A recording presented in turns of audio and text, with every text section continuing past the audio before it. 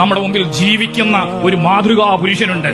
പേര് കാന്തപുരം എന്നാണ് ഇന്ന് സമൂഹം വിളിക്കുക. കാന്തപുരം ഇന്ന് ആരുടേതാണ് എന്ന് ചോദിച്ചാൽ അത് കേരളത്തിന്റെ ഉസ്താദാണ് എന്ന് പറയും. ആരായിരുന്നു കാന്തപുരം എന്നൊന്ന് ഓർത്തു നോക്കിയേ. ആരുടെ വിമർശനം ഏൽക്കാതെയാണ് വന്നിരായ കാന്തപുരം ഉസ്താദ് നടന്നു വന്നത്? ചെമ്പട്ട് വിരിച്ച രാജരഥിയിലൂടെ കടന്നു വന്ന മനുഷ്യന്റെ പേരല്ല കാന്തപുരം.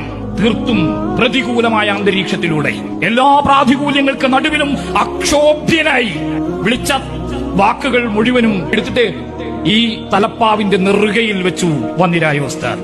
ഇന്ന് നമ്മൾ കേൾക്കുന്ന ഒരു തെറിയുണ്ട്, 6-ാം നൂറ്റാണ്ടിൽ നിന്ന് ബസ് കിട്ടാത്തവൻ എന്ന്.